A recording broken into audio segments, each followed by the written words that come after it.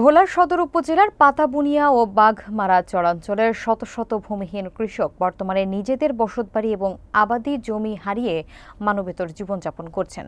অবৈধ বালু উত্তোলনের কারণে নদীর ধার কমে যাওয়ায় দ্বীপ জেলা ভোলার আয়তন দিন দিন সংকুচিত হচ্ছে। বিস্তারিত থাকছে রাশেদ খানের প্রতিবেদনে। বিগত সময়ে একটি প্রভাবশালী ভূমিদস্যু চক্র নিরীহ কৃষকদের জমি থেকে জোরপূর্বক উৎখাত করে তাদের ধান্য লুটপাট করত। ফ্যাসিস্ট সরকারের আমলে এই ভূমিদস্যুদের দাপট বেড়ে যায় এবং কৃষকরা আইনি প্রতিরোধে ব্যর্থ হন। বর্তমানে নদীতে 7 থেকে 8টি অবৈধ ড্রেজার মেশিন বসিয়ে প্রতিদিন লক্ষ লক্ষ মেট্রিক টন বালু উত্তোলন চলছে, যা পরিবেশ ও মানুষের জীবনে ব্যাপক প্রভাব ফেলছে। সোমবার সকাল 10টায় জেলা প্রশাসকের কার্যালয়ের সামনে ক্ষতিগ্রস্ত ভূমিহীন কৃষকরা মানববন্ধন করেন এবং জেলা প্রশাসকের কাছে স্মারকলিপি প্রদান করেন। তারা দ্রুত অবৈধ বালু উত্তোলন বন্ধ এবং তাদের অধিকার সুরক্ষার দাবি জানান।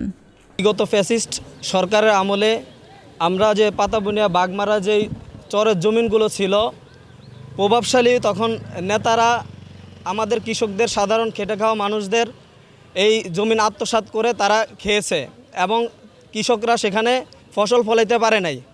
এখন এই সরকার পতনের পরে কৃষকরা তাদের প্রাণ ফিরে পেয়েছিল।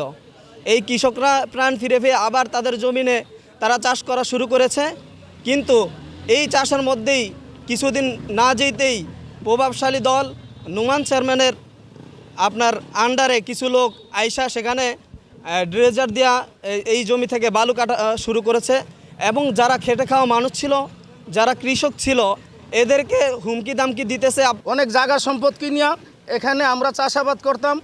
বিগত আওয়ামী লীগ সরকার ক্ষমতাতে আসার পরে স্বপন চেয়ারম্যান আমাদেরকে মাইর দূর করে এবং কি তার লাঠিয়াল বাহিনী দিয়ে আমাদের উচ্ছেদ করে দেয়। বিগত 17 বছর পর্যন্ত আমরা খুব আশাবাদী ছিলাম যে 17 বছর পরে ফেসিবাদ সরকার পতন হয়েছে, সম্ভবত আমরা একটা শান্তি পাবো বা আমাদের সম্পদটা আমরা ফিরে পাবো। কিন্তু বড় দুঃখের বিষয়, আমরা যে আশা করছি সেই আশা আমাদের সফল হলো না। আমরা দাবি করছি যেইভাবে ওই নদীর আবার কিছুটা আছে বালু কাটিয়া তারা ধ্বংস করিয়া দেয়, চর বাড়ি ঘর মানুষের ধ্বংস করিয়া দিতেছে। বালু উত্তোলন এবং কি আমাদের ভূমিটা আমরা যেইভাবে সঠিকভাবে পাইতে পারি, এই দাবি নিয়ে আমরা জেলা প্রশাসকের সামনে, ডিসি অফিসের সামনে দাঁড়াইছি। সকল জেলা কর্মকর্তা যেন আমাদের দিকে দৃষ্টি আকর্ষণ করে আমরা বালু কাটা বন্ধ হয় এবং কি আমাদের সম্পদটা কিভাবে আমরা ফিরে পাইতে পারি, এই দাবি নিয়ে আমরা আকুল আবেদন করছি। আমাদের কিছু করার লিডার হইল একমাত্র নোমান চেয়ারম্যান, উনি এগুলি করার। উনি কিছু না করলে এসব লোক আসতো না আর আমাদের জমিতে কোনো ব্যাঘাত করতো না এবং বালি কাটতে আমাদের জমিগুলি নদীর সাথে মিশিয়ে দিতে আসে, চরে বিলীন করে দিবে যেভাবে বালি কাটে। আমরা চাই যে এইসব ভূমিদস্যুদেরকে বিচার করা হোক এবং আমাদের জমিগুলি আমরা কীভাবে পাইতে পারি প্রশাসনের সাহায্যে আমাদেরকে ব্যবস্থা করে দেওয়া হোক।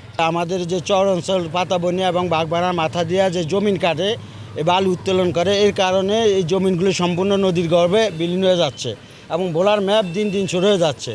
আমরা বিগত সরকারের পরে আমরা আমাদের এই বাঘমারার জমিনগুলো, আমরা জমিনের মালিকেরা জমিন চাষাবাদ করতেছিলাম।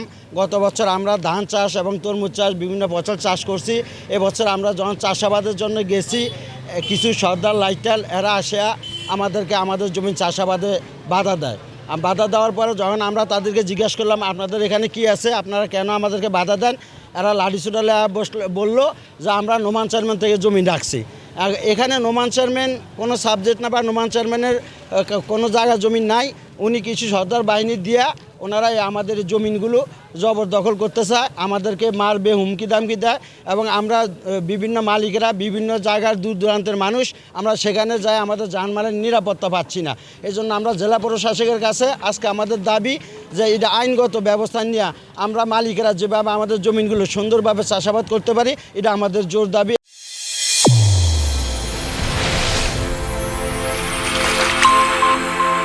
চ্যানেল A1 হৃদয়ের স্পন্দন।